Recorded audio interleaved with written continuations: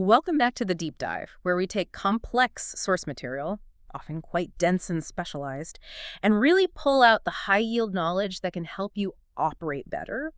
And today, our mission is all about professional judgment, how we manage risk, and the critical architecture of what's called continuous professional development, or CPD. So, Now, the sources we're looking at today are pretty unique. They're these highly structured guidelines for medical professionals in the UK for exams that are aligned with the General Medical Council. very high-stakes stuff. Exactly. But here's the key insight for all of you listening. This material is a brilliant, actionable blueprint for anyone in a high-stakes field. It doesn't matter if you're a doctor, an engineer, a project manager. Anyone who needs that clear framework for spotting skill gaps and, well, managing risk. Spot on. And what's really fascinating here is that the entire logic, the way these things are scored, it all revolves around one central truth. It's that your response to a challenge, to a gap in your competence, has to prioritize immediate safety, early escalation, and just plain honesty. And those things trump everything else. They have to trump speed or convenience or, professional pride. So we're going to look at the exact steps the GMC expects when your ability to do something safely is on the line.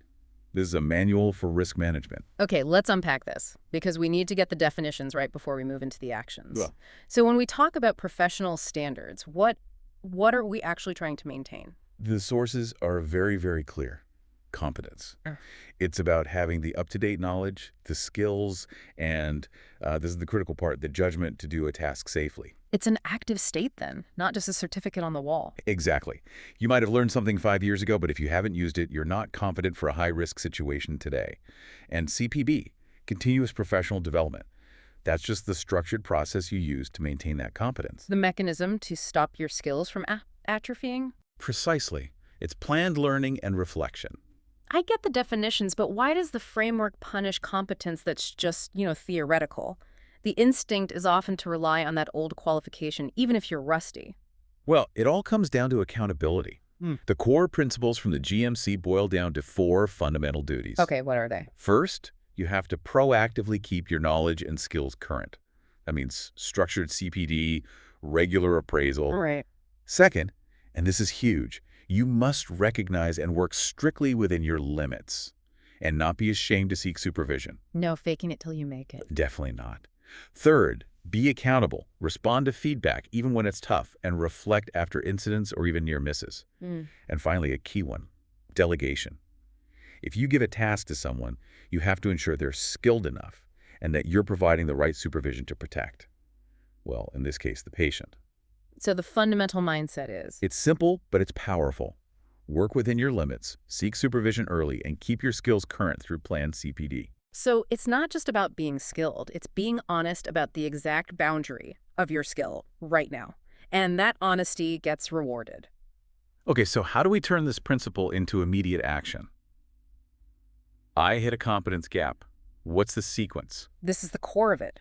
The framework gives you a structured 5-step approach. Okay. Step 1 is the immediate risk check. You have to stop and ask yourself, can I do this safely now? Maybe not in an hour. Right now. With the support I have. And if the answer is no, you have to get help. Instantly. I see the logic of the risk check. But step 2 is escalate early.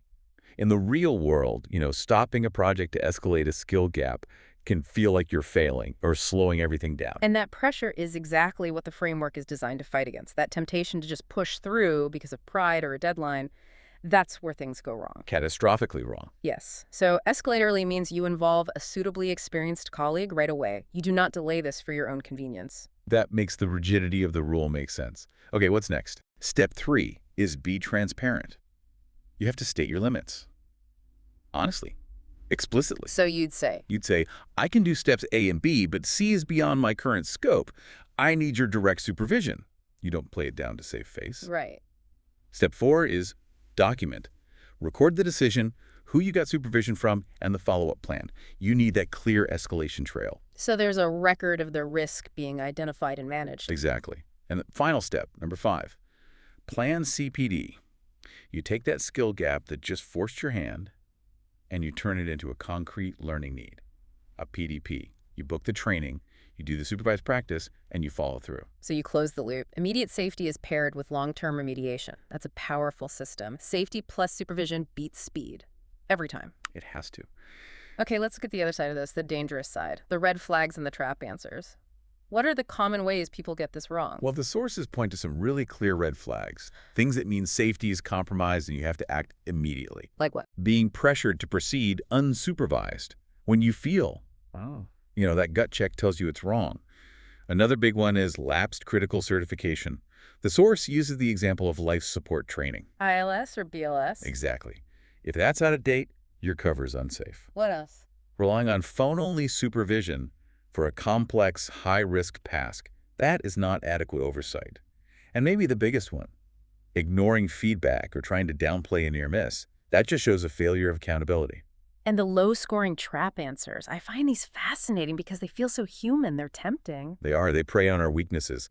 The first trap is the whole have-a-go call if stuck idea. Right, the get stuck in mentality. Yes, but it normalizes unsafe practice. You're starting something high risk without the safety net already in place.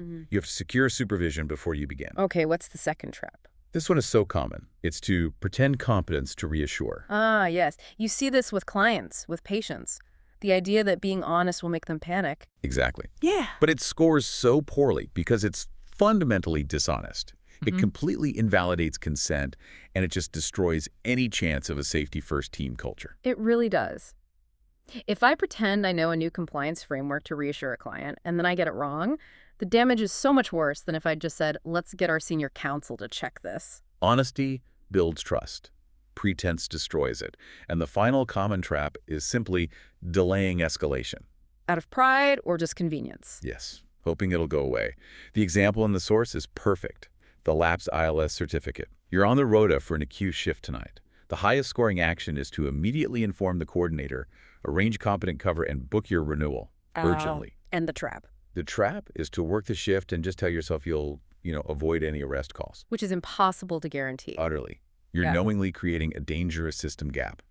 Transparency and safety have to come before convenience. Okay, so that scenario really sets the hierarchy. Immediate safety action getting cover comes before the CPD admin of booking the course. But both are urgent. Correct. So we've managed the crisis. How do we make sure the gap is closed for good? That's where you close the loop. Every gap you find has to become a documented, measurable plan. And to help remember the steps, the sources give us a brilliant memory aid, CPD SAFE. CPD SAFE. I like that. It's a powerful mnemonic. Walk us through it. Of course. It covers the whole life cycle. C is for check competence, that initial risk check. Okay. P is for plan, learning, your specific PDP action. D is for document the whole decision trail. Right. S is for supervisor or seek help. A is act for safety, the immediate thing you do to stabilize the situation. And finally, F for feedback and evaluate, the reflection to make sure the learning actually stuck. That is a robust structure. Okay, let's put it to the ultimate test, the complex prioritization scenario. This is the rank 5 sepsis scenario from the material. Urgent patient care clashing with admin. This is where it gets tough. It is the ultimate test. It forces you to prioritize on the fly. You've got a patient with sepsis. They need IV antibiotics now and probably central venous access, which you are not competent to perform. Okay, so an immediate need and a skill gap. At the exact same time, your mandatory prescribing e-learning expires in 4 hours. And you've got a planned teaching session you promised to attend. Wow. Okay, break down the scoring logic for us. The number one priority is always immediate patient safety. So the highest ranking action is to escalate the sepsis case to a senior for that central access, while you immediately start the things you are competent to do.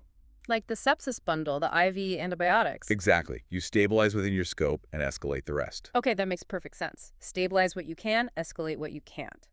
But what about the admin conflict?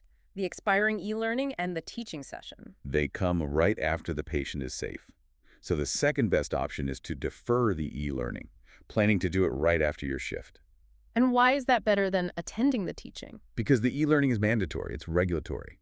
But delaying it by a few hours won't cause immediate harm.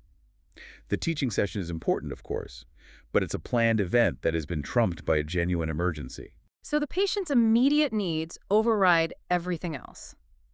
What about the really low-scoring options? They show the traps. Delaying the antibiotics so you can finish your e-learning, Yeah. it's active harm. A huge professional failure. And the worst possible option. Attempting the central line yourself after watching a video online. Oh, wow. That is the absolute pinnacle of working beyond your competence. It risks catastrophic harm, and it scores the lowest, because it's a fundamental breach of that duty to work within your limits. The model is crystal clear then. Avoiding actual patient harm is number one, and proceeding outside your competence is the biggest sin. Precisely. And in all of this, remember the power of using model phrases. When you do this, you use language like, "This is beyond my current level, I need senior supervision," or "I'll document this and add it to my PDP for supervised practice." It shows you're in control of the situation safely. This whole deep dive, while it comes from UK medical rules, it's just an incredibly solid universal framework for professional excellence. Let's recap the 3 key takeaways. First, safety first. Competence and getting the right supervision always beats speed or convenience. Never trade safety for a deadline. Spot on. Second, escalate early and stabilize within your scope. If you can't do the high-risk part, you do what you can do safely and you escalate the rest immediately. Yes. And third, close the loop. Be honest about your limits, document your decisions, and turn every single skill gap into a clear, actionable CPD plan. The central theme, really, is that knowledge is most valuable when it's applied safely. And your highest professional duty, no matter your field, is just having that precise self-awareness of your own limits. So what does this all mean for you listening right now? Our final provocative thought for you to consider is this. In your own profession, what is your equivalent of the expired ILS certificate? What's that lapsed skill, that outdated piece of knowledge, that high-risk task that if you were challenged on it today would force you to choose between honesty and safety or professional pride? Identifying that gap is exactly where your next and most important CPD action has to be. And that is where we close the book on this deep dive. We hope this framework helps you manage competence, risk, and your own professional development more effectively.